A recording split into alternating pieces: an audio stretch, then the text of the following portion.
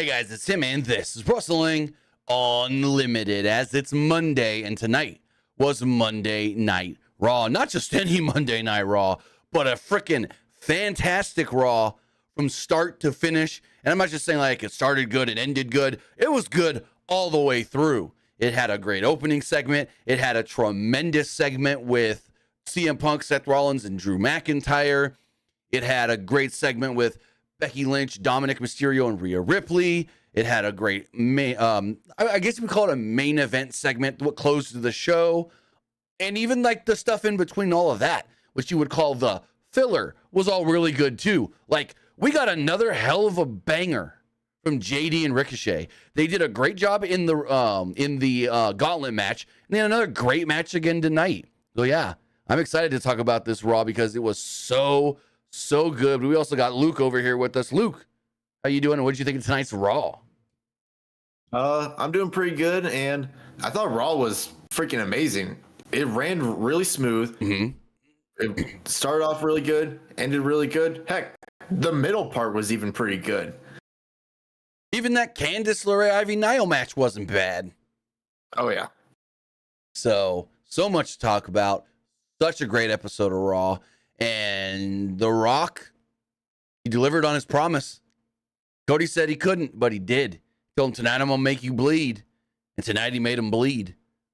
Also, you think this is the first time Cody got to actually blade since being back in WWE? Like, he's bled because he's gotten busted open. But I think this is the first time he actually, like, bladed since coming back to WWE. We know he used to do it in AEW.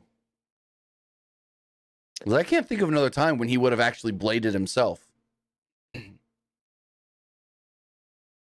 he during like his Hell in a Cell match with Seth? I don't even know if he bled during that match. Or what about him versus Brock? Or was Brock the one that just bled? Oh, it was Brock by accident when Brock went headfirst into the exposed buckle. Like, I don't know if Brock... Well, I don't know if it was by accident or not. But, yeah, Brock's the one that bled there. Yeah, Brock was the one that bled. Yeah, I don't know, like, actually. Cody's bled since coming back to WWE. He's been busted open for sure. But I think this was the first time that it would have been, like, super intentional. He gigged himself, as they say, to get color. We know he used to do it in AEW and on the indies and ROH and stuff. But this would have been the first, I think. And if you're watching live, let me know in the chat. Or if you're watching later, let me know in the comments below. Is this the first time Cody actually, like, gigged, cut himself? It probably is, because WWE's really against it unless, like, it really has to happen, like tonight. So, which also leads me to think, does that mean he's not going to bleed at WrestleMania intentionally? Because I thought it would be he gets busted open in the tag match, and then that's when The Rock wipes the blood on the thing and hands the belt to the mom, not 2 weeks before. Yeah, I don't know. So, I mean, do they really not like intentionally bleed in WWE? I know that's a thing on the indies. Well, on the indies, wrestling companies don't care if you want to blade. But in WWE, I mean, Batista got fined, like, what was it, $100,000 for blading in a match one time on a Raw. Let me see. Batista fined by WWE. Yeah. Batista was fined by Vince McMahon $100,000 for blading. It says right here.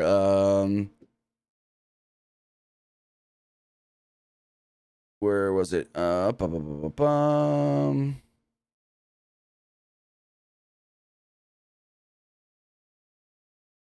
the main event of the 800th episode of Monday Night Raw featured a new heavyweight champion, David Batista, freshly defending his title against Chris Jericho. And before their steel cage rematch on Raw, Batista discussed with Jericho that he would blade. There was no doubt with either of the competitors. In the art of blading means you're going to make yourself bleed. However, they didn't envision the yelling and furiousness afterwards. But yeah, in the cage match with Jericho, he gigged, cut himself on purpose, made himself bleed on purpose. Vince got super mad and fined him $100,000. Yeah, that was what, 2000 Oh, I don't even know when that would have been. 2008, I think. That's what I was thinking, but I wasn't sure. You're probably right on that. But yeah, I think it was 2008. Vince got super pissed. And Batista once said about it, I was just heartbroken. Vince sucked the life out of me that day. I think that's the day I knew things were never going to be the same. Yikes. But also, Vince not in charge anymore. Triple H is somebody that used to blade in the past. So I don't think because they're, a more family-friendly show, they don't want blood all the time on the show. But if it really pays off for the story like it did tonight, then go for it. So, I mean, I know a lot of times when they show heavy blood, they'll turn the screen black and white. yeah. I think that's a thing. Yeah, or when they post the photos on their website and there's blood on anybody, they post them black and white. I remember watching Roderick Strong versus Ilya Dragunov on YouTube, and once once Dragunov got super busted, they turned the match black and white. Interesting. I don't remember that. I think that was 2021. I'm pretty sure. NXT UK, right? I think it was just regular NXT. Oh, I see it here. I'm gonna look it up real fast. Yep, I found it.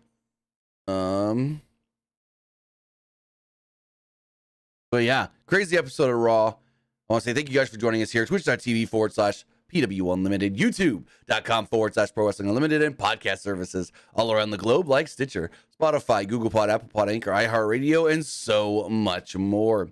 Remember, if you are watching live on Twitch, you can help us out a couple of different ways. You can either help us out by hitting that donate button down below or by donating Twitch bits in the live chat. Also, remember, you can help us out by subscribing to the channel one of two different ways. You can either subscribe with a tiered subscription, or you can subscribe with Amazon Prime, because remember, if you have Amazon Prime, then you have Prime Gaming. Prime Gaming gives you a lot of cool things like free games, free stuff for games, and you always get one free subscription to any Twitch channel you want to subscribe to throughout the month, and I'd greatly appreciate it if you did right here, Pro Wrestling Unlimited. Also, remember to help us out over on YouTube as well. Hit that subscribe button. That way you know when we post new videos. That way you know when we go live and when we post things to our community tab. If you want to support the channel, you can do so by becoming a channel member. It's a great way to support us. And also, if you want to get your comment, question, or concern read live on the air, donate a super chat while we're doing one of our live streams, and we will make sure to read your comment, question, or concern on the air. And finally, head over to the Epic Game Store. Head over to the Epic Game Store and buy something. Whether you're buying a new game, whether you're buying an old game, whether you're claiming a free game or getting bucks for Rocket League, Fortnite, or Fall Guys, use this code right here, PW Unlimited at checkout, and you will be supporting us at no extra cost. Right now, they have their spring sale going on. You might want to check that out. They've also got, which is now available out now, Horizon Forbidden West, which is a great PlayStation 5 game that is now on PC. Also, you can go claim the free games, the Call of the Wild, The Angler, and Invincible Presents Adam Eve. And then also get some stuff for Fortnite, whether it's regular Fortnite, Lego Fortnite, or Rocket Racing. Drax from Guardians of the Galaxy is coming to Fortnite soon, so you might want to use this code PWUNLIMITED when you're picking up his skin in the item shop. But as far as the show goes, also, I'm scrubbing through this Roderick Strong Ilya Dragunov match, and I'm not seeing any of it going black and white. I don't know if it was just from. I know when WWE uploaded it on their YouTube, it was black and white. Oh, maybe this is from the original broadcast then. That's the original broadcast, but when WWE they upload it, they turn it black and white. All right, let me see. I think I found it. Oh yeah, yep. try. I think I found it. I think I found the one from their actual. Yeah, this is from WWE's. All right, let's see. Yep, you're right. They did. Yep. I've never noticed that they do that on the YouTube videos. I always know they do it for their photos, but I don't think I've ever noticed it on the YouTube videos. Interesting. Shows how much I go back and actually watch WWE matches on YouTube.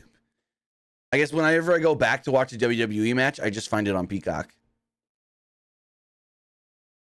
I mean, it's easier to find it on YouTube, though. Most of the time, yeah. It depends, really. Like, Yeah. if it's like an episode of Raw or SmackDown or NXT, it's easier. But if you want to watch a pay-per-view match, then go True. to Peacock. Yeah, you're right there. So as far as Monday Night Raw goes, show opens up and they showed CM Punk arriving at the building at 12:51 p.m. today. There was a recap of the kind of not so great Cody Rhodes, Roman Reigns segment for SmackDown. Like, before we get into Raw, what did you think of that Cody Roman segment from SmackDown last week? Did you see it? I saw bits and pieces of it. I thought it was kind of lame. I mean, yeah, It was I can see that. It was very anticlimactic. And the last like 5-6 minutes of the show, nobody said a word. It was just Jimmy and Solo showed up. They walked over to Roman, and then all of a sudden there's Jay and Seth. And then they walked in front of the Bloodline and laughed at him. Like, what? Yeah, no. The Cody Roman segment from SmackDown last week was not that great. But then they come back tonight, and they just killed it on 50,000 different levels. So Cody opens up the show. Enters to a huge reaction tonight in the Allstate Arena, Chicago, Illinois. New set alert, but not for permanent wise. So like we saw earlier this year, I forget what city they were in, but they had a different set for that show. There was a different set for tonight's show. The reason they did that was because they wanted to maximize how many tickets they can sell. They wanted to get that 15,000, and so they had to do a condensed set. I think they should keep it with a smaller set. I actually liked it better than the big, huge set. What did you think of the smaller set for tonight's Raw? The smaller screen. I mean, I didn't really think it was like that big of a deal breaker at first because I didn't really notice a lot of change on Right. on the TV side, at least. True. But it was probably, I'm sure it was pretty different for people who were actually there, though. But I think for TV, they still made it seem like it was a big screen. Oh, I got to show this on screen. Hold on. Finally, WWE has done us right. WWE, as I'm going to show you here. Hold on. Whoops, wrong button. Let's put this on screen.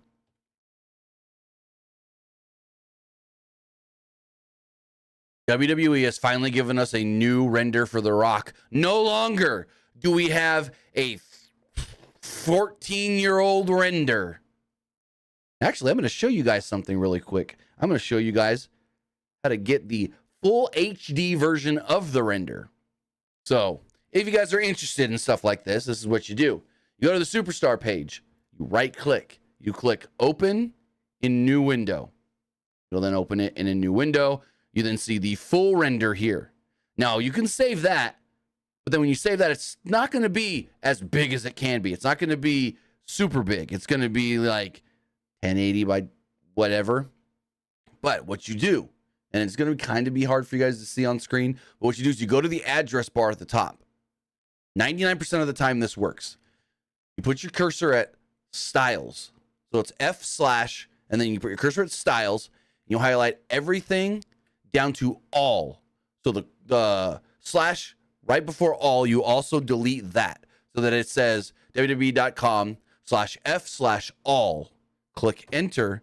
Boom. It now gives you the full HD render of just about every wrestler's render off their Superstar page. I know like it doesn't work for Andrade, at least it didn't earlier today, because I tried to grab his and yeah, it gave me a unable to find kind of error, but it works for The Rock's new render, so that's awesome. We finally got a new render of Dwayne The Rock Johnson. I'm going to save that really quickly. And I do want to say thank you to, hold on, I saw somebody in the chat that tipped me off on that. It was Jeremiah Saint. Yes. Thank you, Jeremiah. And if you guys want, we'll be uploading that to our DeviantArt Wrestle Render. So that way you don't got to go through all the hassle. Just go to our Wrestle Render. It's the pinned tweet on my Twitter, twitter.com/TimmyBuddy.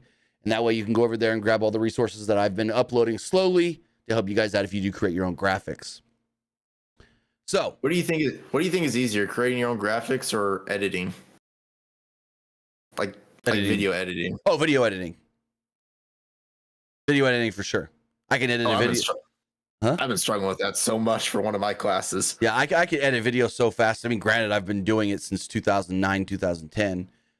But editing a video is a lot easier because when you're making graphics, you got to be thinking, okay, the creative process is 100 times different. That's the whole point of it. Because my whole thing is, for the most part, I want to create something that looks good, but it's not too close to what I'm copying. Like if I'm making something for WWE, granted, I just copied AEW's new graphics for Dynamite, but for the most part, like for all my pay-per-view graphics, try to make them in my own way. So it's not just like, I see what WWE made, I see what AEW made, I'm going to copy it. Nope. I want to create something of my own, basically. So I find that harder because the creative process that it entails. But Cody opened up the show. Great reaction in Chicago. And where was I? They told us WrestleMania is coming up in less than 2 weeks. And Rhodes says that he can come out here and say nothing because they were in the awkward 2-week period leading up to WrestleMania. Pat had the crowd acknowledge Rhodes had the crowd acknowledge Pat McAfee and Michael Cole.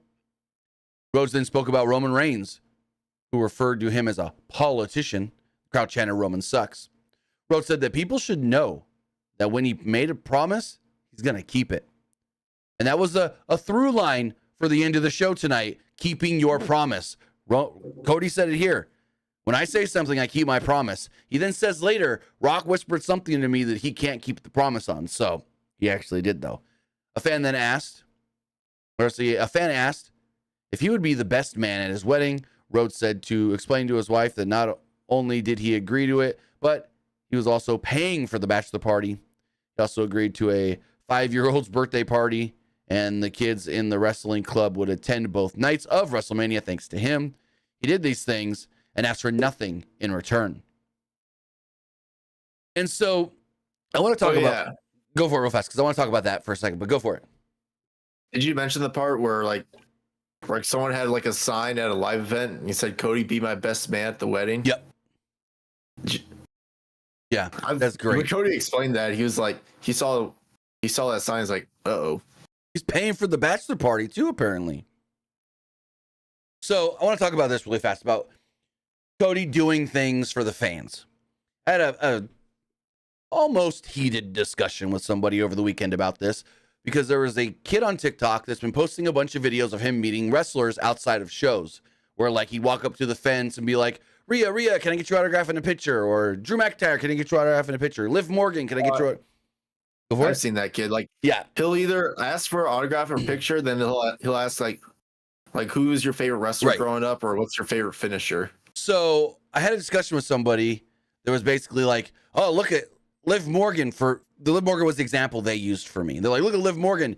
She's outside the building taking pictures for fans, and she doesn't even know if this fan paid for a ticket or if he just showed up to the building to try and get an autograph. And I'm like, well, fair point. Well, what are you trying to say here? And he's like, Cody only takes pictures for paying fans. You have to pay to get Cody's attention. He's only he said, he tried to argue with me saying that Cody's only signing stuff and taking pictures with the people that pay the most to get into the show. And I told him, that's not true. Because when I went to the live event, it's like 3-4 weeks now, I was sitting at the very tippy-tap top. And there were people sitting near me that they actually let, after the show was over, go all the way down and try to meet Cody. Now, I don't know if they did, but they allowed them, once they came down from the top area, to go down to the lower area and walk down there when Cody was taking pictures and signing autographs and stuff. So just to say that, oh, Cody will only sign for the people that pay the most money, he won't do it for the fans for free, that ain't true. That ain't true. Just because there's no video of Cody walking up to the fence outside the building doesn't mean he wouldn't do it. So, yeah, I had a discussion with somebody about that over the weekend. They're trying to make it seem like Cody only does it for the people that pay, but wouldn't do it for just anybody. And I'm like, yeah, that's not true. So, go for it. I mean, check Cody's TikToks. I mean, he like reacts to a lot of like fan stuff on TikTok. That's not him. Cody's paying for like 15 kids and whoever else is going to chaperone them to be at WrestleMania both nights. Now, granted, Cody says he's paying for it. We don't know if WWE's just giving him tickets or not, but still. I think there was another kid who had a sign at like a Raw or SmackDown or live event that said, like, help me make it to Mania. And he said, you and your dad are both going to Mania on me. Yeah, I saw that. So back to Cody here tonight. He said the reason he did these kinds of things, or the reason he did these things were lost on Roman Reigns. Roman can't understand why he does things for others. Roman dressed and spoke the way he did for a reason. He acted like a champion because the champion wasn't actually here. I love that line. Rhodes says he respects Reigns, but also the man who screwed him out of the biggest dream last year. Rhodes then said to Reigns, quote, I hate your guts. Rhodes says that it was his fault that Reigns and his cousin couldn't have their wank fest at WrestleMania. It was his fault because he won the Royal Rumble. Rhodes then admitted that he couldn't do it alone. He asked for nothing except for this time. He asked for the fans to be there with him, to go on this ride with him and Seth Rollins at WrestleMania. Crowd cheers and he says, now do one more thing with me. Everybody, point at the sign with me.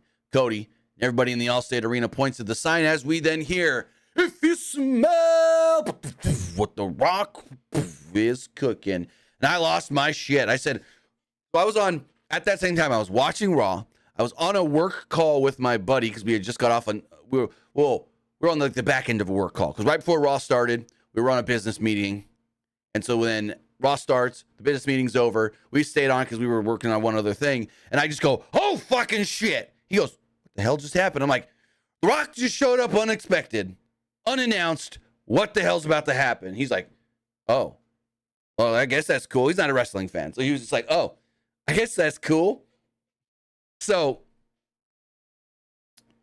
Rock comes out. They do the entrance and everything. The lightning, the Black Adam style entrance.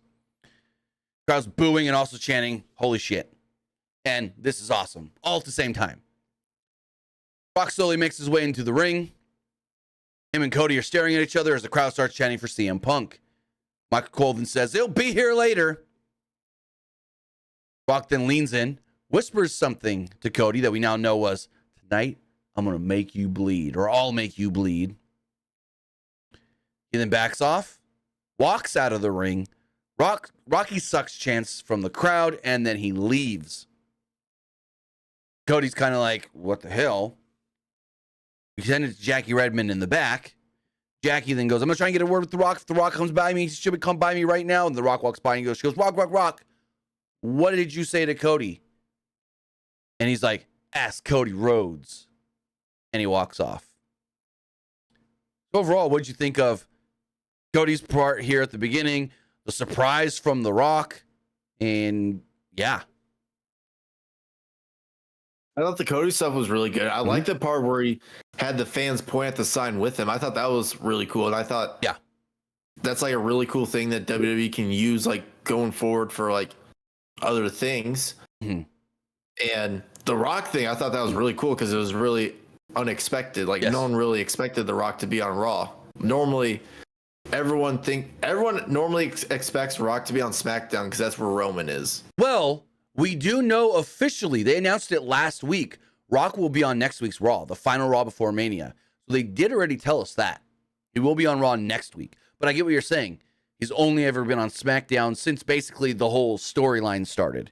Yet, if you notice, this was the first time since that January 1st show that The Rock wasn't advertised. Rock showed up unadvertised. But every time he's been on SmackDown, they've told us Rock will be there. So that was very interesting that they did a surprise, which granted, they didn't need to tell us ahead of time because The Rock, because with them being in Chicago and CM Punk being announced for the show, they sold it out. Over 15,000 tickets by the end of the day. So it's like they didn't have to advertise Rock to try and make sure it was a sellout. It was already a sellout. But I wonder how this does for the rating. Like, do we see, so technically Rock would come out in the second quarter. So if you look at like the quarters, Cody was there for the first 15 minutes by himself. Then The Rock comes out, and that would be technically the second quarter. So we'll see if there's a bump in the second quarter. If there is, then word of mouth spread quickly. Moving forward.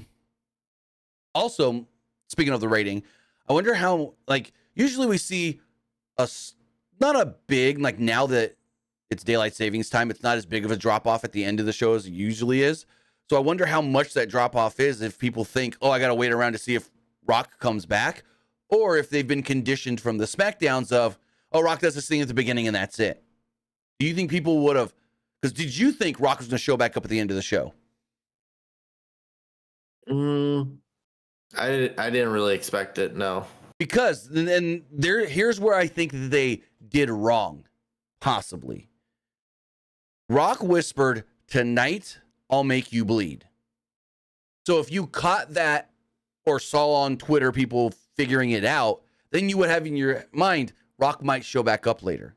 But if you didn't catch what The Rock actually said, you probably, oh, one and done. Rock's there. Rock's gone. Just like normal. One segment, now it's over. So that's the thing where it's like, I wonder how this does in the rating for the end of the show as well. Because they didn't flat out tell us Rock will be back again, or that Rock might show back up towards the end. We go to the Judgment Day. Go for it. Does the ratings really bother Triple H that much, though, to where he would have to say, like, oh, The Rock is going to show up at the end? I mean, yes and no, because the better they do in the ratings, then the more, I guess you would say the better they do in the ratings. Ratings, I think, are more for the network than maybe Triple H. I could be wrong there. I don't know. But the network is like, we need good ratings so that way we can show the advertisers, hey, here's the areas of the show that do the best. You may want to advertise in those hours or those quarters. So I think it might be more for the network than Triple H, but who knows? I don't know. I mean, I didn't really think the ratings really bothered Triple H like that much, though, because yes and no. I remember, it may bother him a little bit, but it wouldn't bother him as much as like people would say it would. I mean, if it's like during football season and you say, oh, 300,000 people, 400,000 people left the show from the start to the end, that might bother him a little bit, because and then he might be thinking, well, what did I do wrong to not keep their interest? 400,000 people, because that happened during football season. There were one or two games where it started strong and just gradually went down almost 400,000 towards the end of the show. So, I mean, that's something that would make him go like, okay, what am I doing wrong here to not keep their interest? Now, if it's like 100, 200,000 off of a 1.7 million viewer show, not as much. But if it's a higher, I think it really depends on the drop off. Well, because I know when he ran NXT, he did an interview where he was asked, like, what were your thoughts on like the war ratings with AEW? And he said, he's like, well, congrats AEW, be our developmental. Well, yeah, that's completely different than NXT to the main roster, though. Like NXT's more about, hey, do we do a respectable rating at least? Then, oh, we want to be number one. We want to have the highest rated, not just highest rated wrestling show of the week, but we want the highest rated, show on Monday night. Highest rated, with SmackDown a lot of weeks, they're the number one, like, entertainment show. Granted, some, like, Survivor will sometimes outdo them. But there's been weeks recently where SmackDown was the highest rated show, non-news, of a week. I think it's happened once or twice this year. So we go to the back where we're with Judgment Day. Rhea was talking to Dom, and she's like, hey, you showed up on SmackDown. Why didn't you tell me? I would have gone with you. He's like, I understand. Yep, that was on me. I should have let you know. She's like, yeah, Judgment Day. We always keep each other in the loop. He's like, next time, I gotcha. Damian Priest and Finn Balor then told JD, you need to take care of this Ricochet problem tonight. Priest said that he had a plan get the odds in their favor come WrestleMania. JD said that he would handle Ricochet, and Ripley was less impressed and told him, just go win the match. They then aired Dominic costing Rey Mysterio's match against Santos last week. They should have shown that first, so then it would have made more sense when Rhea was like, you should have told me you were going to SmackDown. Because like, if someone didn't see SmackDown and they had that exchange, they would have been like, wait, what happened on SmackDown? I think they should have showed the Dom segment from SmackDown, even though it was like a 30-second thing. Probably should have showed that first, but it's apples to oranges, whatever. Let me get our first match of the night. This match went almost 15 minutes. It was like 14 and a half. It was Ricochet versus JD McDonough. Again, another great Ricochet JD match. Like I said earlier, they did great when they opened up that gauntlet a couple weeks ago, and they worked great again tonight. Ricochet hit a dive about a minute and a half into the match, and we go to a break. When we come back, McDonough was in control.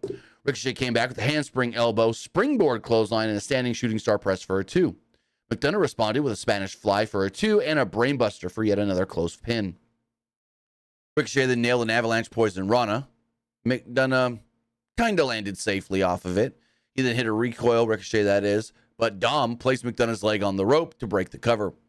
Ricochet then tried to go for a springboard 450, but McDonough got his knees up and applied a cradle for a near fall. McDonough was back in control after another break and hit a sit-out powerbomb for a 2. Ricochet then hit a Canadian Destroyer, which popped the crowd, and then he went to the top, but I think Dom did a great thing here. Usually, like, you'll see someone on the top rope, someone will jump up on the apron and like, try to distract them, and then either get kicked off or the ref will tell them to get off.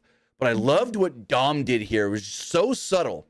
When Dom jumped off the apron and he made sure his hands grazed the top rope, which then led to Ricochet losing his balance and falling.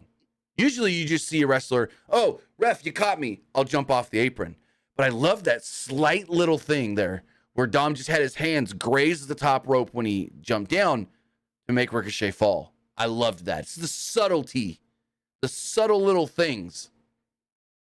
So he crotches Ricochet there. The referee then tosses Dominic out, tells Dom you got to leave. JD gets distracted here. Ricochet slams him down, hits him with a shooting star press, and pins him to pick up the victory.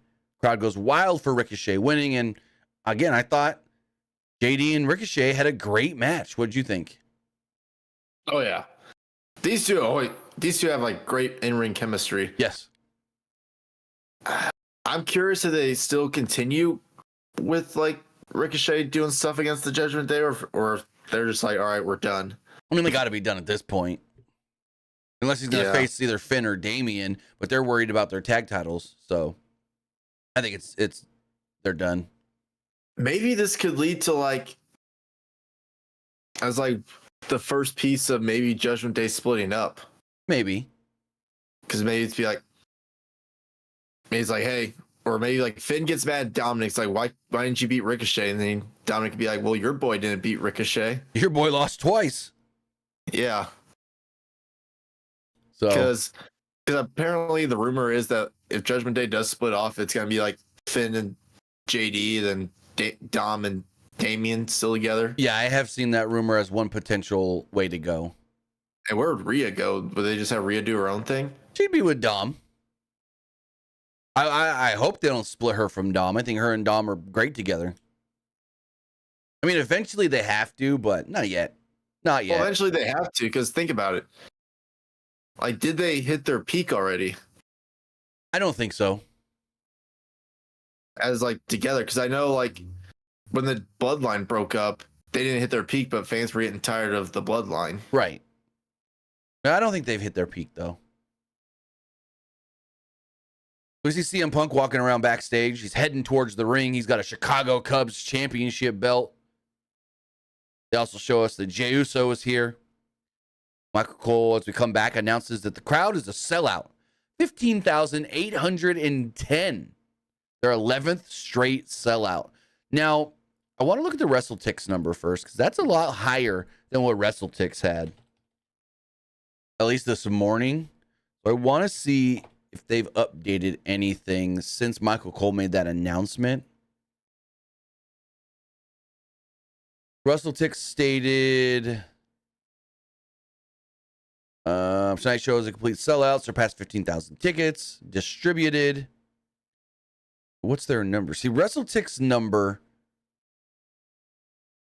was, they said that the building was only set up for 15,022. Yeah, Michael Cole said there was 15,810 people there. So, I don't know. I doubt there was 800 people backstage. But we come back and CM Punk comes down to the ring.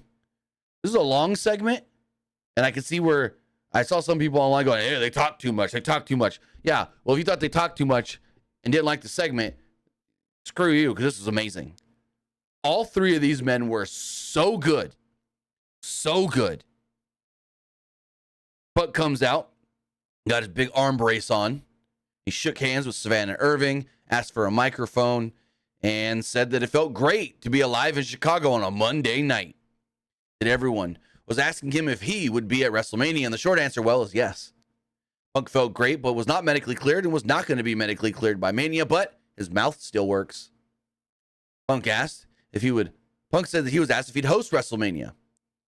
If you asked him that 10 years ago, he would have thought hosting was beneath him. But right now, he'd love to just be there. He mentioned commentary as an option as well.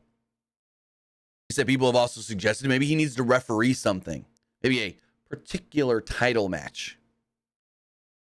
He says there's a lot of people who felt the need to talk about him. Punk said that Reigns called him out on the McAfee show and then says, yeah, I'm just going to tell you, Pat, I don't listen to your show. I listen to The Experience and The Drive-Thru. And I'm like, oh, fuck. He just mentioned Jim Cornette's podcast. Wow. Okay.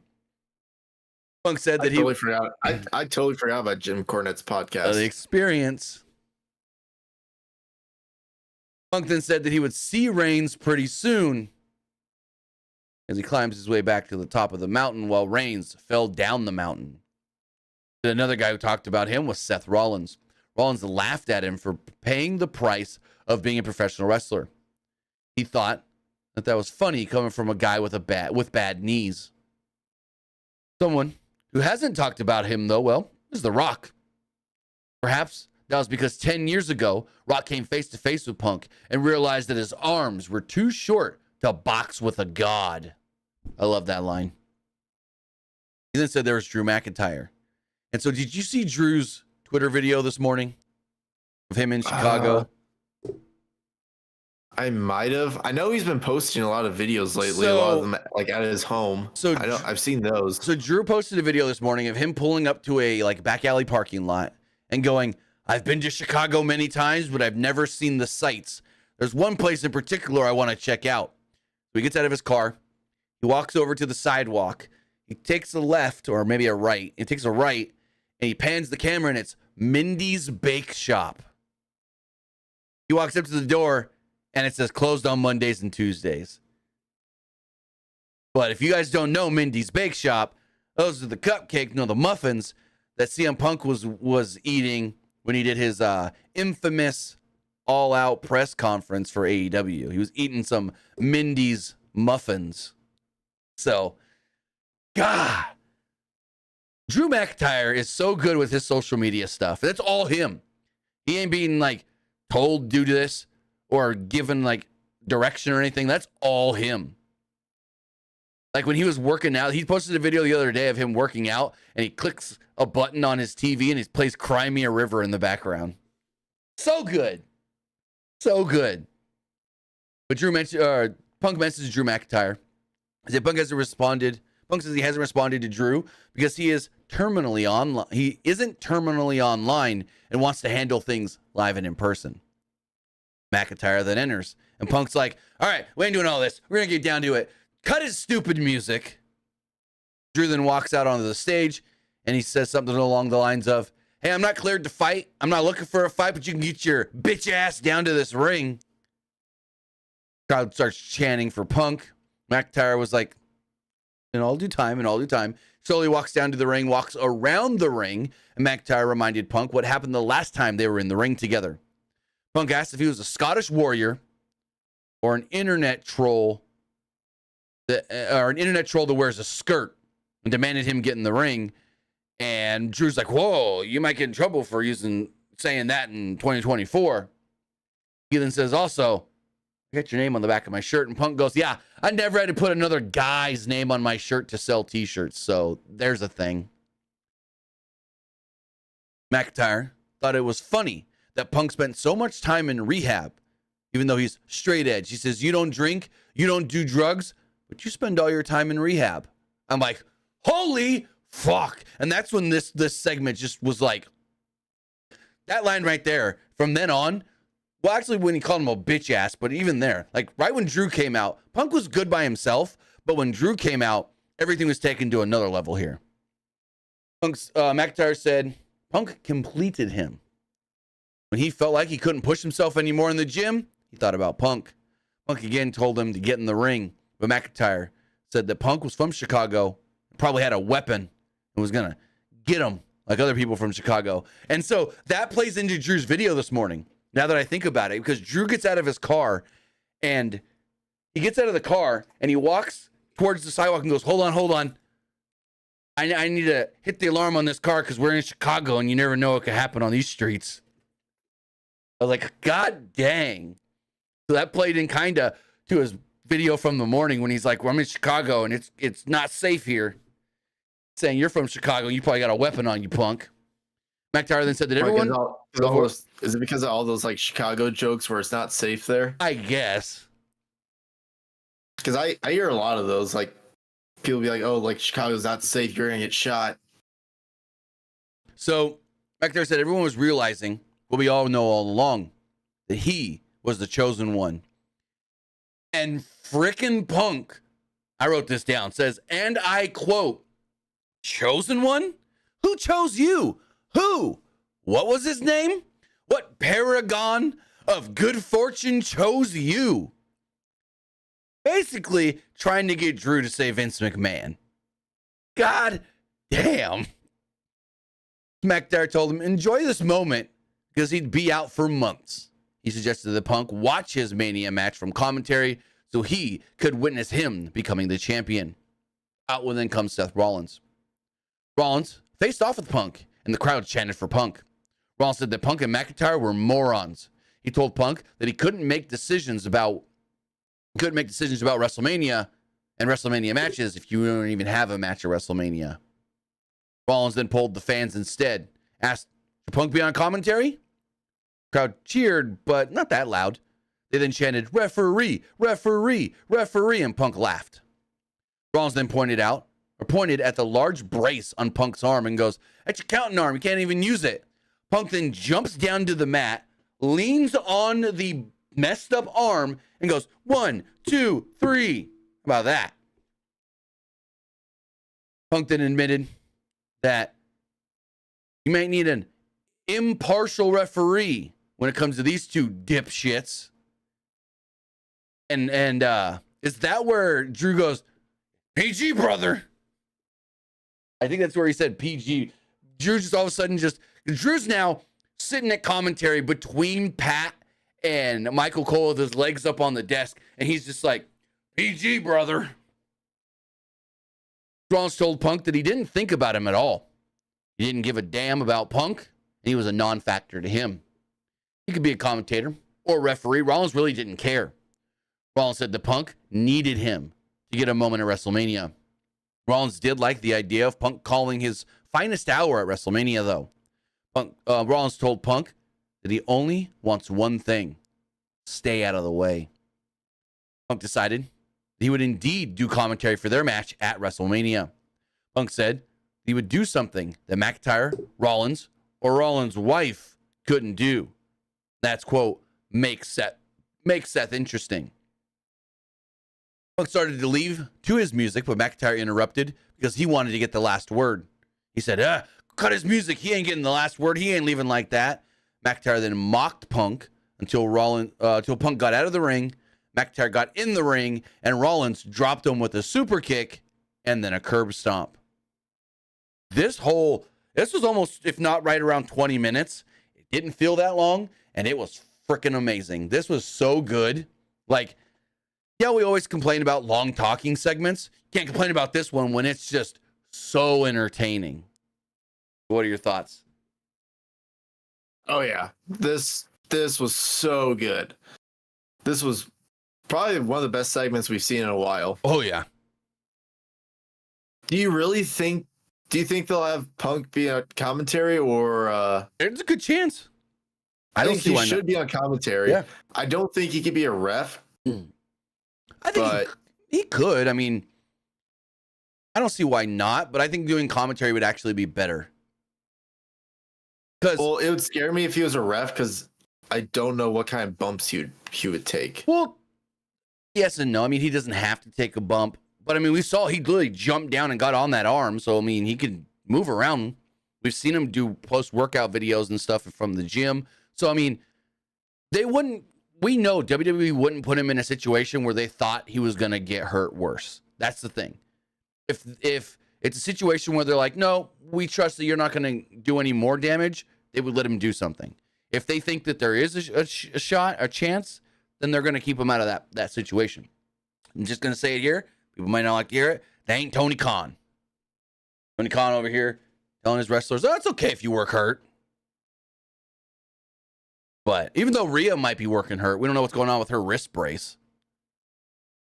But also, I forgot to mention, there was a line where Punk went to say something and he cut himself off. He goes, wait, we're not on Netflix yet, so I can't say that. April knows what I mean. So he made a reference to his wife and made a tease that maybe once they get on Netflix, they can almost say whatever and do whatever they want. Who knows? Because there's no, like, if the crowd starts chanting holy shit or fuck CM Punk or fuck Drew McIntyre or fuck The Rock, I don't think Netflix is going to bleep it. I don't think Netflix is going to, mute it. Because it's not like they're on TV, whether that's broadcast or cable, to where they would have to not have the F word on a show. Now, I doubt WWE is just going to let their wrestlers go out there and drop F-bombs all the time, but no, they would. I don't think they would. Like, when was the last time, like, they would, like, consistently say F words? Like 2000s? Oh, yeah, like Attitude before. It's probably the Attitude Era. Like, but probably right around the name change from WWF to WWE, I would think. Oh, trust me. Like, and never on SmackDown back then, because SmackDown was on UPN and then CW, and you can't say you can't drop an F-bomb on neither of those networks, because those are networks. Those are broadcast. So if they were, like the stuff that, go for it. You can go ahead. Oh, I was gonna say, because if they were dropping F-bombs at all, it would have had to been on Raw, because that was on USA back then. There's so much stuff that WWE did during, like, the Attitude Era in the 2000s that they cannot do today. Choppy pee-pee. Val Venus, like, especially the DX stuff. Val Venus getting his dick chopped off. Can't do that now. Well, like, all, like, the DX stuff that happened. True. Sean with his big sausage, stuff in his pants. Well, at the Edge and Lita scene on TV. I mean, that was not Attitude Era, though. That was like 2000, what, 4, 5? I mean, it was like, that was still like, they still did a lot of, like, messed up stuff, though. Right. Yeah, the Edge and Lita sex celebration, that was Ruthless Aggression Era.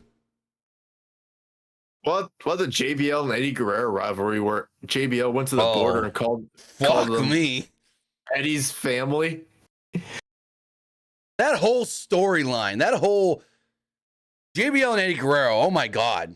When he was like, these Mexicans need to go back across the border. Like, what the fuck? There was, like, something else. And, like, when he passed away, they had Ray win the Rumble. And then Randy said Eddie's not in heaven. Yeah. No, that was bad too. That was bad too. That was pretty bad. Yeah. No, JBL literally did a segment that aired of him in El Paso, Texas, at the border trying to stop illegals from crossing the border, basically. I'm like, oh my God.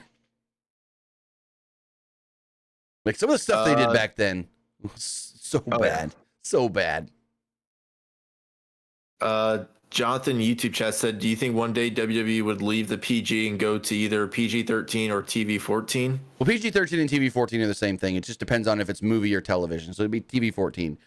But to be completely honest, TV-14 and PG are not that different. Like, the only reason you would put a show at TV-14 is if you know there's going to be an excessive amount of blood. That's why you would switch your show at TV-14. But other than that, there's really nothing that they would do at a TV-14 rated show that they can't do now, I would say. I mean, The Rock's out here getting bleeped and muted left and right, cussing up a storm, and they're still PG. So it's like, I feel like unless there's like an excessive amount of blood, like someone's like just crimson mask on purpose, then you'd have to go PG-14, TV-14. But I don't think there's a need to be like PG TV-14. Oh my God, we need to go back to TV-14. You really don't, because it's not going to make a difference at all, in my opinion, at least. So Shinsuke Nakamura then cuts a promo on Jey Uso. Now here's a question for you. I don't know who this person is. They said Meek Mill will be at WrestleMania in Philadelphia. Who's Meek Mill? Do you know who Meek Mill is? He's a rapper. I tried to look him up, and I saw it said rapper. Never heard of him. Granted, I don't listen to rap. I don't listen to country music.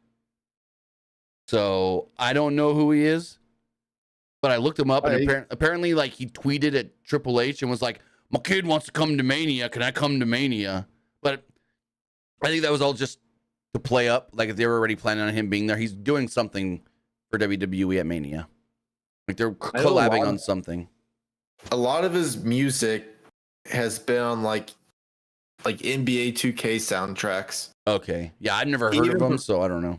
I know he also performed at at NBA All-Star game a few years ago. Nice. So, I mean, yeah, he's popular. I mean, he's not like as popular to where like every single person is gonna know who he is. Because trust me, I'm sure my friends probably don't know who he is. Well, that was like last year. They had, and I can't remember his name now, Little Yachty or something like that, perform for the Usos entrance on night one. Because I see here on Twitter, someone tweeted, Meek Mill is performing Dreams and Nightmares at WrestleMania 40. So, also, according to WrestleVotes, at least one person is getting a live performance for their entrance this year. Because there's been teases of Cody possibly getting it with Downstate, and there's been teases no, what? You don't think they will? I don't want Downstate to perform for Cody. Why? Did you see Downstate performing for Cody and AEW? That was terrible. But then there's also the thing of Bayley's trying to get Paramore to perform for her.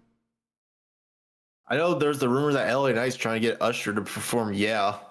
Really? I haven't heard that one. That'd be crazy. It would be awesome. It would fit really well.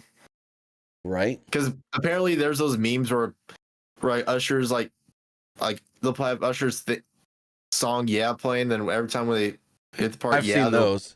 LA Knight going "Yeah." So here's my thing. That would make history. Be the first time that somebody performs at the Super Bowl halftime show and WrestleMania in the same year. I mean, it would have to be a surprise though. I don't think they would announce it. It could. It would be better if it was a surprise, but I could see him announcing it ahead of time. Especially I could see them. I would see them announcing it, because then they'd be like, Usher performed at the Super Bowl, but now he's performing at WrestleMania, but not tell us what he's doing, you know? Just announce that he's going to perform. So that'd be kind of cool. But yeah, I guess this guy, Meek Mill, is going to perform. Like I said, I think his name was Little Yachty or whatever. The guy, how's the song go? The song was in Blue Beetle. That's how I know the song. Like, what's the song? Like, something like that. I just want to rock. Yeah, that. I know it from Blue Beetle. I think that was Lil Uzi Vert. Oh, maybe. I don't know. I don't know. That was definitely. I don't know That was rappers. Lil Uzi Vert. I don't know rappers. I apologize. I just know the song. I just remember the song because it's in Blue Beetle. Even though that movie wasn't all that great, I thought it was a fun watch. Movie wasn't all that great though. But yeah.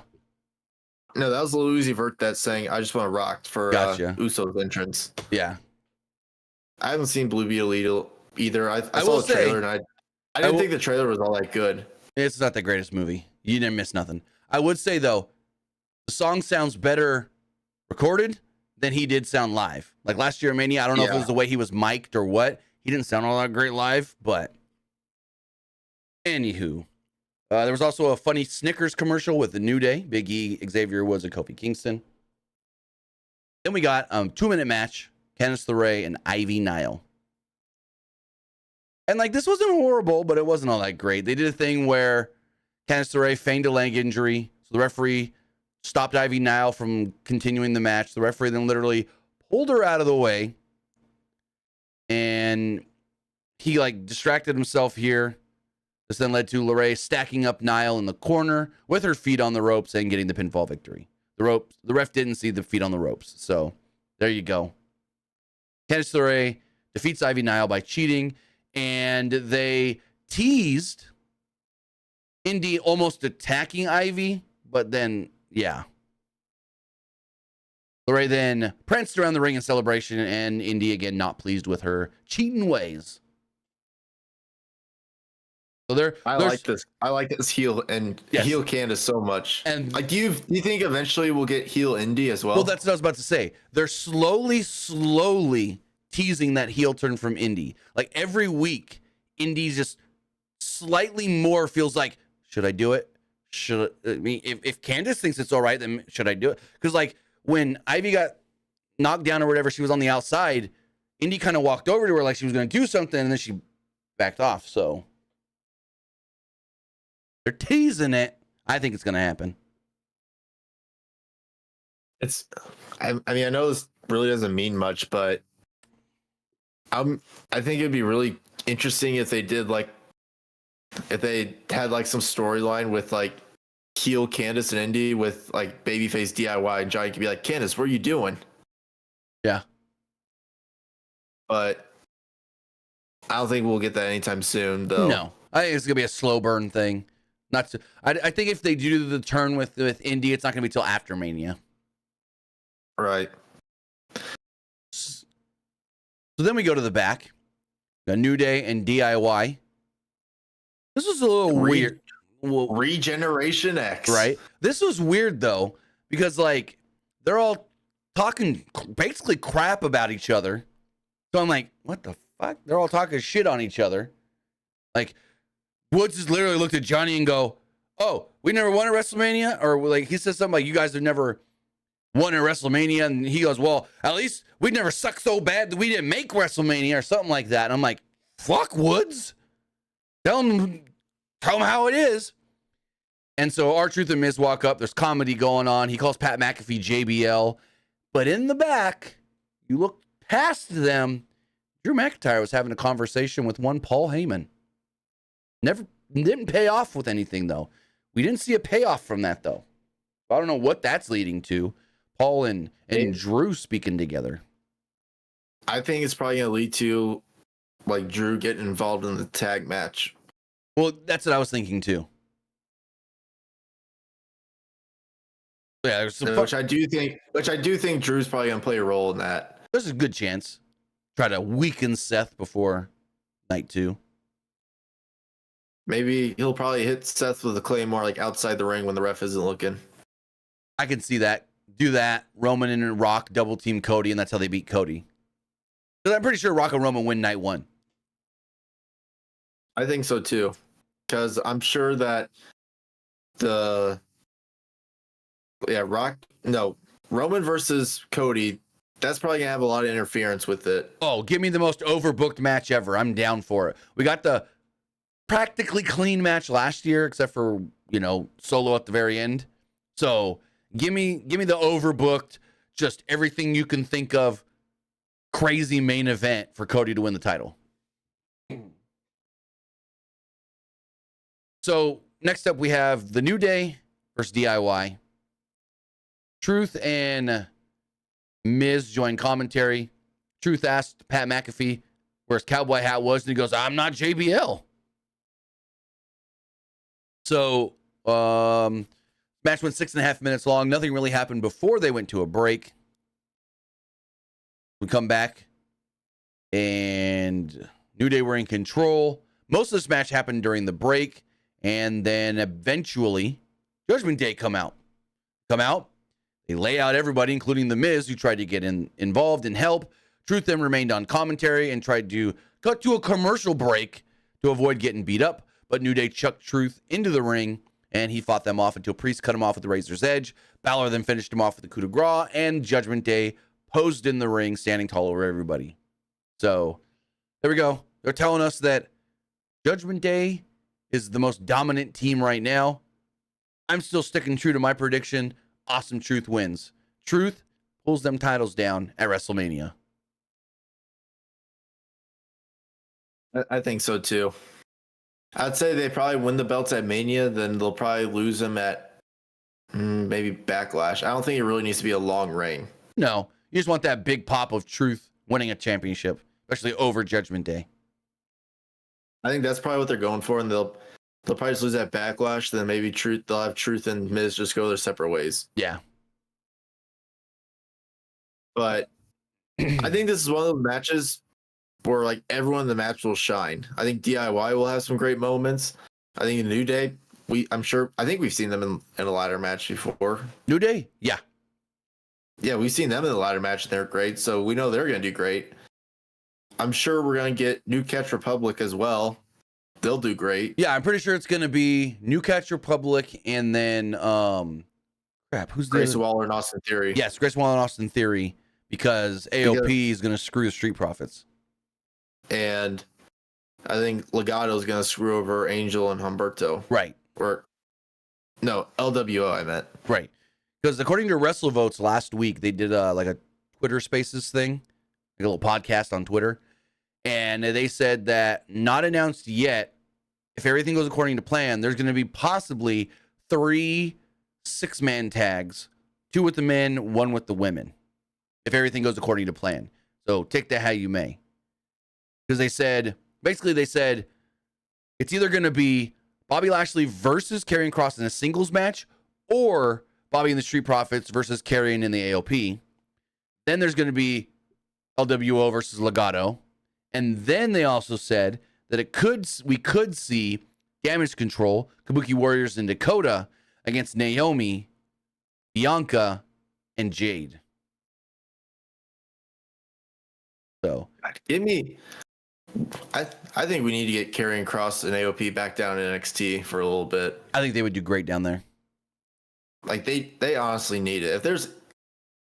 If there's anyone like that needs it more on the main roster, it's probably them. I don't know about saying they need it, but I think they would benefit for sure. Because like when Karrion Kross like first got on the main roster, people were like so hyped. There was like that one rumor where Karrion Kross was going to dethrone Roman. Well, see, here's the thing though. People liked him in NXT because Triple H was booking him. Now Triple H is booking him on the main roster, and it's like, okay, this ain't the same Karrion Kross. But then if he goes to NXT, it's not Triple H in charge there; it's Shawn Michaels. So we don't know how he would be used.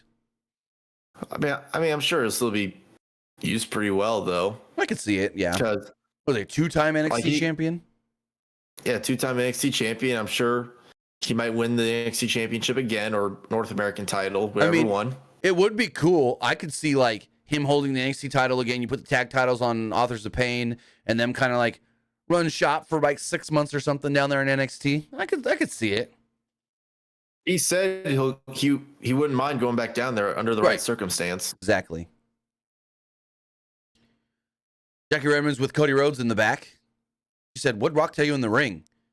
Cody's like, "I'm sorry, Jackie. I'm sorry to the fans, but I'm not going to disclose that. It's something that I wish not to repeat, but I will tell you he is not going to make good on his promise. It's a promise he can't keep." Well, Cody was wrong because Rock kept his promise. Kathy Kelly, looking like one of the Cheetah Girls, interviewed Gunther. She asked him about Sami Zayn. Gunther said that he didn't have much to say about Sami, whose words were empty. He said Chicago was filled with schlummy nerds, just like Zayn, and even they didn't think Zayn can beat him. Gunther didn't even think Zayn could beat Bronson Reed tonight. So, speaking of Imperium, Giovanni Vinci took on Andrade tonight, and this was a change. So, it was supposed to be Andrade versus Ivar, but they announced this afternoon Ivar's not medically cleared, so Giovanni Vinci got put in his place. We don't know what happened to Ivar. We don't know why Ivar's not cleared, but they did tell us that Ivar had to be pulled from the match. As far as this match does go, the 7-minute match, it was good. Like, I thought Andrade looked amazing, but not much really happened, if I'm going to be completely honest. Andrade hit a couple of good-looking moonsaults, like he did Charlotte's moonsault to the outside. He then hit a running boot, but Vinci cut him off with a clothesline. Then that sent us to a break. We come back shortly after the break. Andrade went for another boot, but he missed the boot and turned it right into a back elbow. He then hit a twisting double underhook DDT, which commentary called the message, and he pinned Vinci to pick up the victory. I thought this was a simple but effective match just to keep building up Andrade. What'd you think? I mean, it was a good match. At first, I was kind of confused why it was Giovanni Vinci, though, as his opponent. I thought that was a little random. They quickly told us on commentary, it was supposed to be Ivar, but Ivar's not cleared. So, yeah, they said it, but it was like very, very quickly that they told us. Yeah, I thought it was kind of weird that it was Giovanni Vinci and not like another singles guy. They just found somebody that they could beat. And I guess they thought Vinci is somebody we can beat. I mean, who else would you have put in the spot, though? I mean, let me check. Because I mean, there might have been like an NXT. I don't know. I didn't hear of like any NXT wrestlers being brought to the show tonight. So,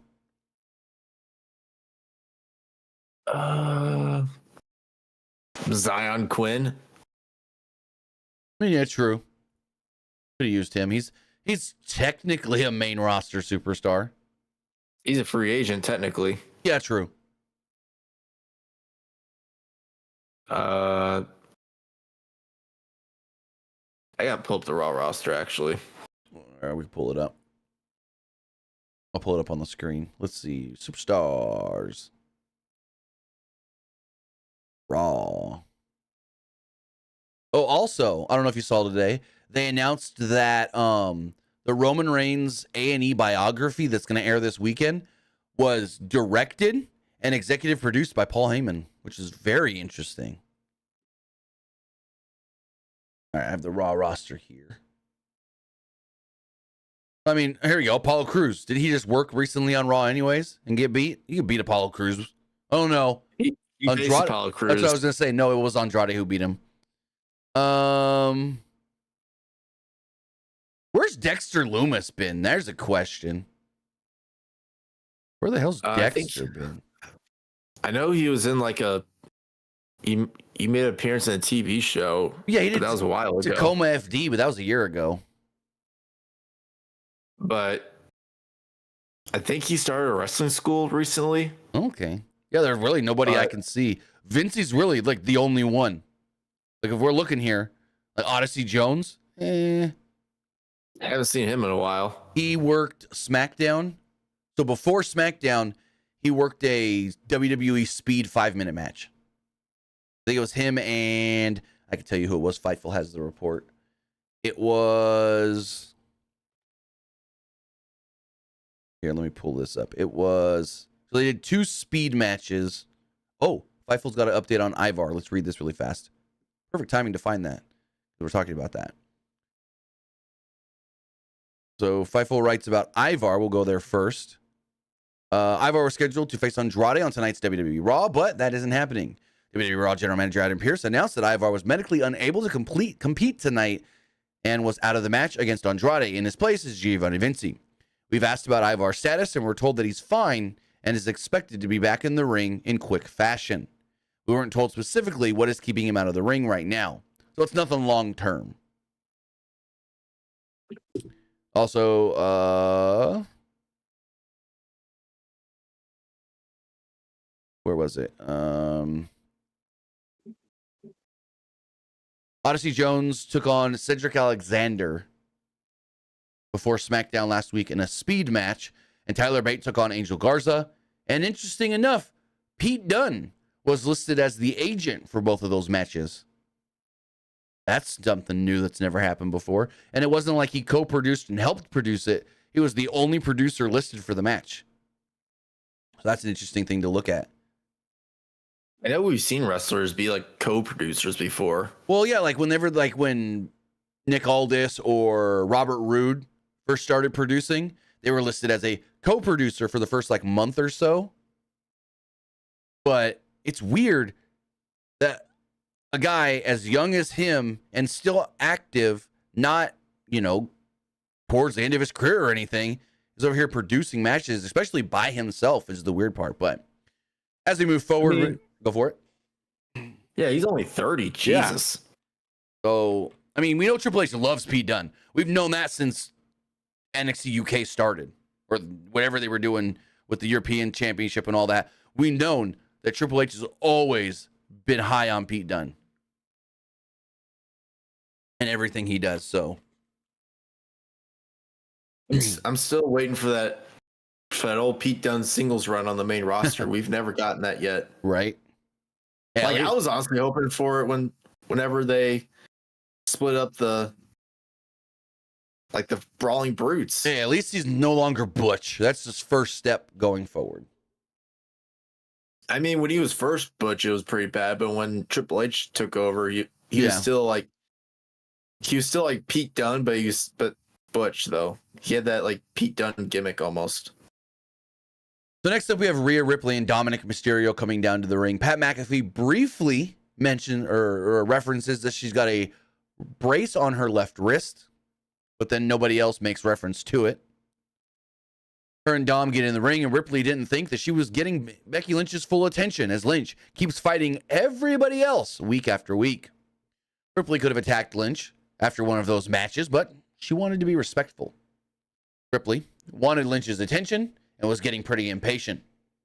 Dom tried to speak, and the crowd booed, which brought out Becky. Becky came down to the ring and said that she couldn't come out after one of Ripley's matches because, Ripley doesn't seem to wrestle on Raw anymore. Ripley said that there was no reason for her to fight ahead of WrestleMania. She didn't need the attention of the fans. If she wanted their attention, she could post on social media, and Becky's like, oh yeah, you want the attention by showing your ass on the internet. She said while Ripley was posting videos, Lynch was busy busting her ass every single week. Lynch said that there would always be someone newer and younger and hotter that's going to come along. But the long game in this business was about skill, merit, and survival. It was about how you responded when the chips were down and you weren't the chosen one anymore. Ripley hasn't experienced that yet, but Lynch would make her experience that at WrestleMania. Ripley said, You remind me of something. Dom, she reminds me of something. What? A cockroach. She said, you're hard to kill, but not impossible. Ripley wanted Lynch alive after WrestleMania to watch Ripley do what she does. Ripley wanted Lynch to sit on her couch with her daughter, Rue, while her daughter calls her mommy. I'm like, oh boy. Becky loses her freaking shit. Lynch gave her a pass on that, but said, don't ever mention my daughter again, or it'll be the last words you ever spoke. That wasn't just a funny line that you throw around there. Like, it seems like she got a little pissed off for real. Lynch said that her father never got to meet her daughter. He would be proud of everything that she has done and the mother that she has become. It may be a joke to Rhea, but it was not a joke to her. Lynch said that there was nothing respectable about Ripley. The reason Ripley never attacked her after her matches was because she knew there would be no going back once she threw the first punch. Lynch told Ripley that neither of them would be the same after WrestleMania. Ripley then kind of started to go at Becky, but Dom held her back.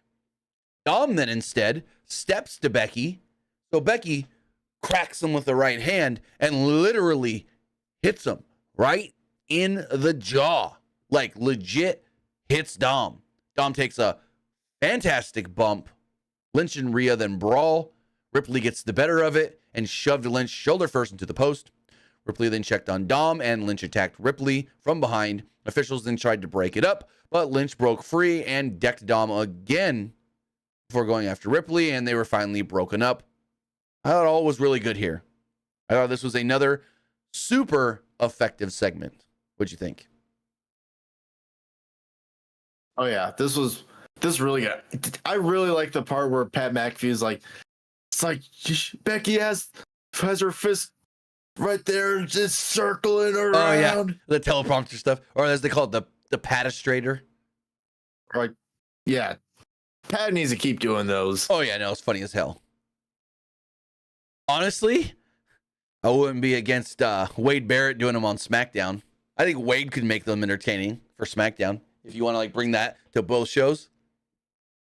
Yeah, Wade Barrett would always try to do the whoop that trick. Yeah. Copyright. He said, someone come after you for copyright on that one. That was funny. Like he was trying to imitate like Booker T doing it for Vengeance Day. Yep. He's like, hammer time. Oh yeah. I like it. Fucking Shamon. But yeah, no. I think Wade Barrett could make them if they wanted to do it on SmackDown as well, but it's exclusive to Pat, so keep it with Pat. I mean, I could totally see it maybe for WrestleMania where like if you have Wade Barrett on commentary as well, like Wade could try to imitate it and Pat's like, Wade, what are you doing? So I'm pretty sure the commentary team, and I could be wrong here, but as we've seen in the past, commentary team is probably going to be Cole, McAfee, and Corey Graves. I had someone ask. Go for it. Unless they want Pat McAfee to do something on Mania that. So that's what I was just about to get at. I had somebody ask me if Pat could work a match at Mania.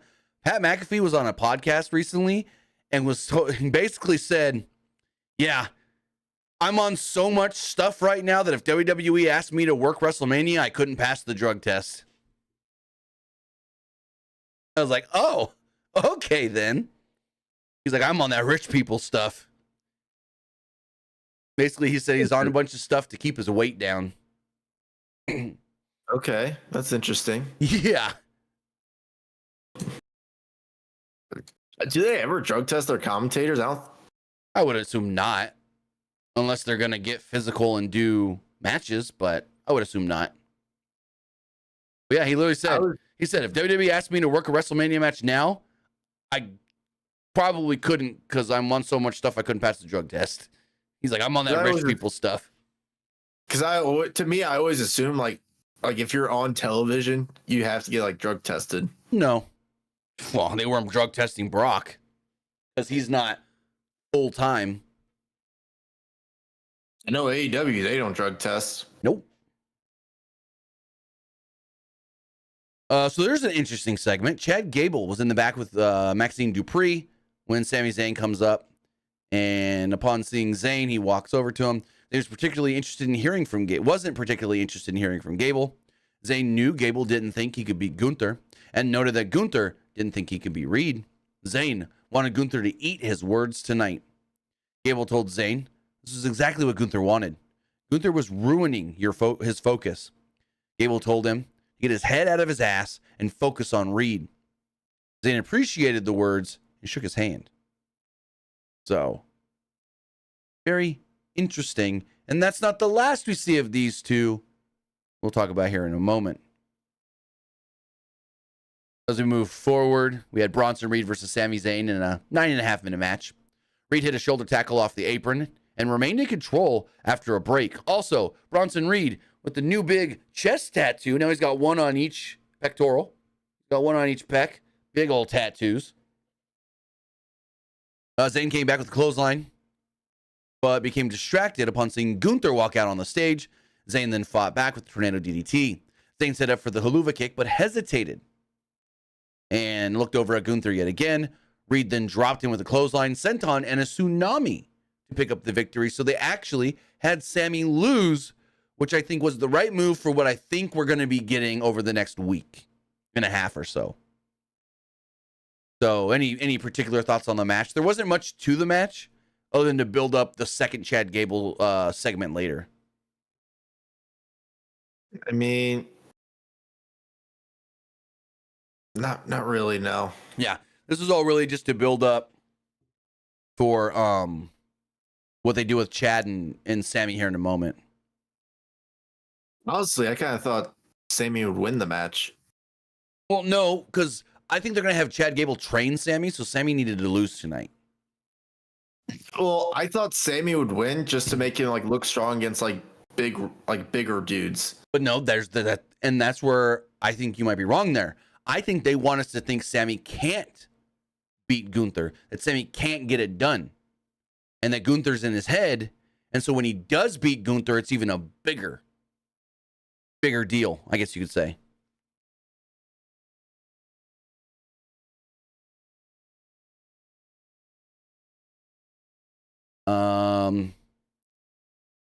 Jey Uso cut a promo on Shinsuke Nakamura. Also at this time, the women's basketball game was ending. Caitlin Clark, Iowa game. So that could hamper the first part of this show in the ratings. And then maybe people come over after that. Because I know these Caitlin Clark games are doing mondo ratings. But Iowa beat West Virginia in the NCAA women's tournament tonight. Jey Uso cut a promo on Shinsuke Nakamura. All of a sudden, Solo would walk up. Jimmy would then walk up. Jimmy said, "No yeet," and the two left. So we saw The Rock, Paul Heyman, Jimmy, Solo, but no Roman. Almost all the bloodline except for Roman tonight. Sami Zayn's in the back, and he's pissed off. He's throwing water bottles and losing his mind. He wondered how he could let this happen. Chad Gable came up and told him this is exactly what Gunther wants. He wants to be in your head. He wants you to doubt yourself. He said Gunther's game was more mental than anything, and he would beat you down until you gave in to all of his doubts. He said if Zayn really wants to win at Mania, you need to take a different approach, and I can help you there. So it looks like they're going to have Chad Gable train Sami Zayn to beat Gunther. But I like that to an extent. It's like, okay, I like it. But shouldn't you have somebody train him that's already beaten Gunther? Granted, there's nobody but like Ilya Dragunov. But it's like, how are we supposed to think that a guy that lost to Gunther more than once, well, kind of more than once, can help Sammy learn how to beat Gunther? What do you think? Because he had the 5-minute time limit thing, and then he lost to him in the straight up match. So, I mean, he knows how to get the best of Gunther-ish, but does he know the secret sauce of beating Gunther that he can teach to Sammy? I mean, maybe it's like one of those things where like I figured it out, but I never had the chance to like face Gunther again to use it. Right. But Go for it. And then I'm going to talk about something I forgot from earlier. Go for it. I forgot what I was gonna say. My bad. You're good. So I forgot to mention this, but I had it in my notes here. They had a graphic on the screen earlier that actually showed the top 5 most played superstars in WWE 2K24, which I thought was a very interesting and cool thing to put on the screen. I have the graphic here. It was number 5 was Randy Orton. Number 4 was Rhea Ripley. Number 3 was Jey Uso. Number 2 was Roman Reigns. And of course, number 1, Cody Rhodes. The top 5 most played superstars in 2K24. I don't think I really had like a most played character. I know for the last game, or I know for 22, like the most like match type that I played a lot was Elimination Chamber. So I know back in the day, like right now, haven't done too many like regular matches. I've done like the GM mode. I've played through that. I've done some of the what's it called? Showcase. And then I've just done random stuff here and there in the game so far. The showcase sucks. Yeah. The showcase, people hate it. It's not horrible, but it's not People great. hate it because of how hard it is. Well, that's the thing. It really stinks when you get like towards the end and you have like one objective left and then you lose and you have to start all over. It's like, God damn it, there's another 20 minutes I lost. But so when me and 20 minutes, it's more than 20 minutes. It's like an hour or two.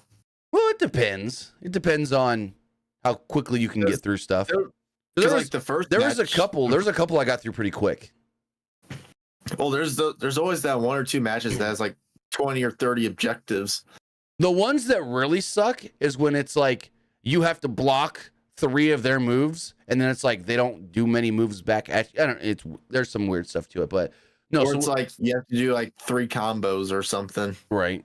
So those combos suck. I hate doing those combos. Just let me fight them. So the way I used to play WWE games back in the day, me and my buddy Drew would just play for hours. But what we would do is we always picked random wrestlers. Click that square button to get a random. You can click it up to 3 times. So if you click it once, you don't like who you get, you click it again. Click it a second time. If you don't like who you get the second time, you click it again. But whoever you get on your third time, you have to stick with. That's how we used to play all the time. You get 3 random picks. I know how me and my brother would always do it for any game. Whether it's like Madden or WWE, we do like 3 randoms. You can pick from one of those, and if you don't like any of those like random wrestlers, then you get like a suicide spin. So whoever that lands on, you have to get. Well, that's basically what we did, but instead of 4, it was 3. It's basically the same thing.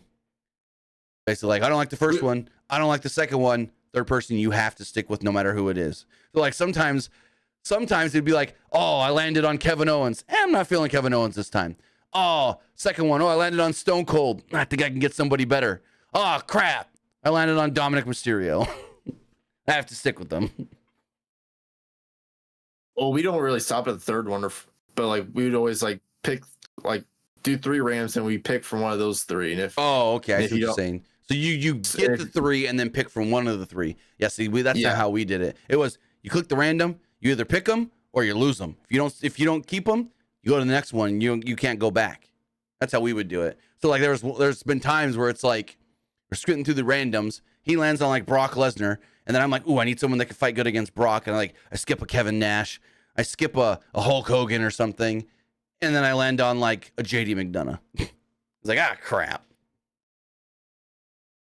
But this leads us to our main event match of the night: Jey Uso versus Shinsuke Nakamura. The match itself only goes 7.5 minutes. About 2 minutes into the match, they go to a break. Coming back, Jimmy and Solo had entered the ringside area through the crowd. But as soon as they jumped the barricade, there's Seth and Cody to take them down. Drew McIntyre then took this opportunity to drop Rollins with a Future Shock DDT outside the ring. So not much happens before all of this with Jey and Nakamura. Then eventually Nakamura grabs Jey and puts him in like a chokehold, but Jey gets out of it, hits a super kick. So Jey then runs the ropes. Looks like he's about to spear Nakamura, and Michael Cole goes, oh, and the spear! And he runs the ropes again. He then hits the spear impact, and Michael Cole goes, and there's the spear. He didn't expect him to like double run the ropes, but he hits the super kick, hits the spear, pins Nakamura, and I look down and I go, there's still 8 minutes left in this show. What the hell? We get a hell of an ending. Oh my God. So we cut to the back and Cody's fighting Jimmy. He takes Jimmy, throws him through a door to the outside. Solo then attacks, but Cody gets the best of him. Cody's beating down Solo when The Rock would attack him from behind. Rock would beat the piss out of Cody. He's throwing trash cans at him. He's slamming his head against tables. And they're just fighting everywhere until finally he throws Cody outside in the rain. And the rain made this even better than it could have been. So it's raining, and he's beating the crap out of Cody outside. Cody's all wet. The Rock's all wet. He's ripping Cody's shirt. He's kicking Cody in the face. He's yelling stuff that they got to bleep and mute, or they got to mute out, and they're censoring him and everything. And so Rock then tosses Rhodes into the side of his bus. He then takes them, and he's like holding them over this, I guess, bridge. I don't know exactly. It looks like a bridge over water. And I'm like, oh, is this going to be like Stone Cold all over again? He's going to throw him into the river. But he doesn't. He then takes Cody again and throws him into the bus. Cody's then sitting at the front of the bus. The Rock then goes, Mama Rhodes, Mama Rhodes, I got something for you. And he pulls up the weight belt. Cody then appears, and he's bloody. He goes, perfect timing. And he goes over to Cody. He punches Cody. He's got Cody's blood on his hand. He wipes his hand on Cody's face. He wipes his bloody hand on the weight belt that says Mama Rhodes on it. And he says something along the lines of, gonna have Cody's blood all over Johnson's hand. He then says, Dusty spoke about hard times, but boy, you don't know hard times. I'm going to teach you what hard times is. He said, quote, this is what happens when you fuck with the final boss.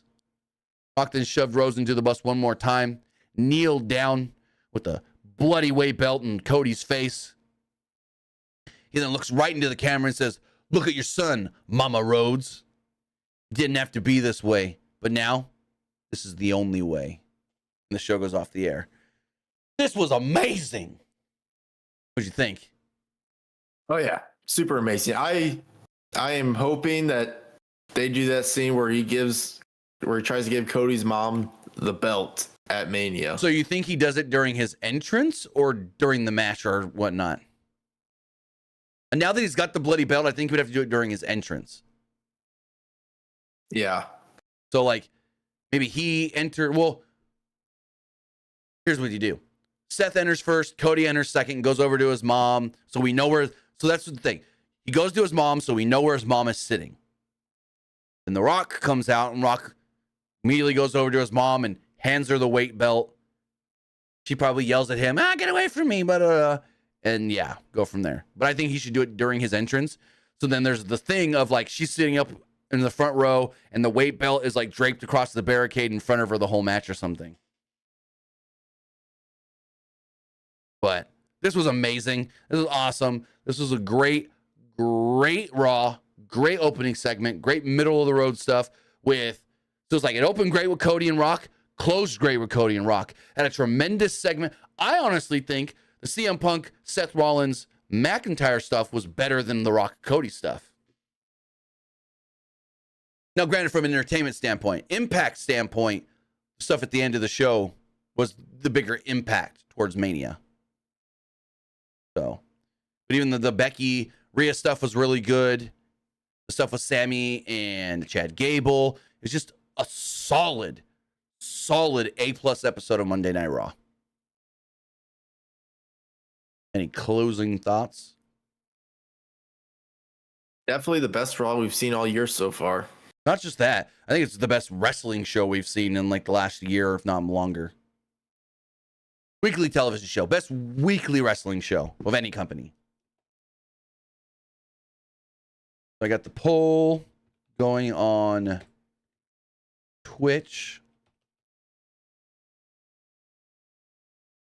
The poll is live on Twitch if you want to go vote over there as we check the other polls. There's no Threads poll because Threads kept kicking me out today, like logging me out, and it wouldn't log me back in on the computer. So I said, screw Threads. So there's no Threads poll.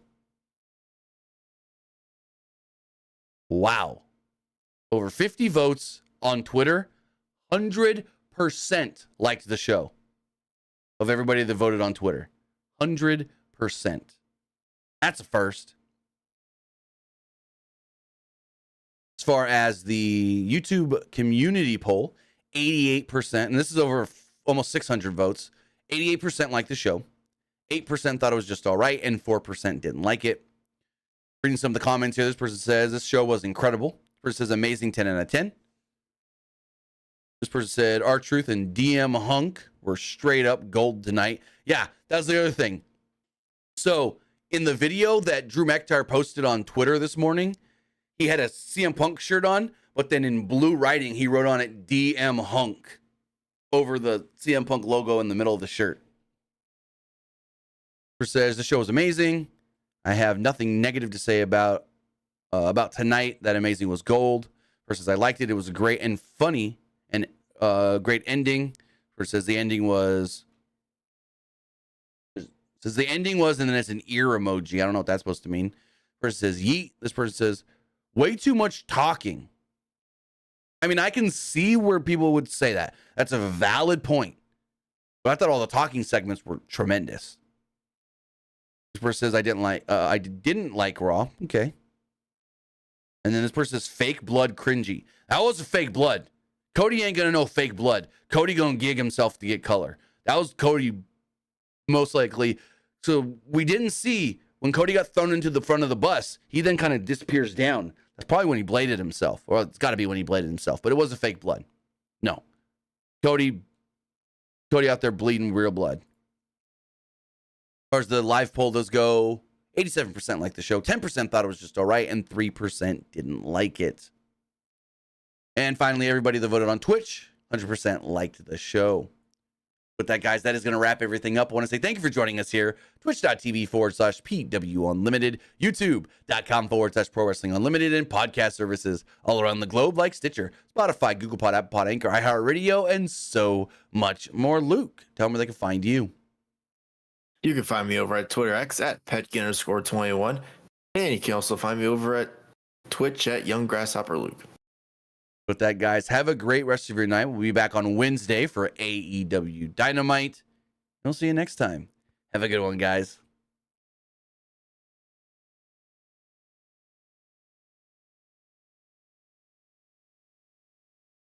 All right. If you're still watching on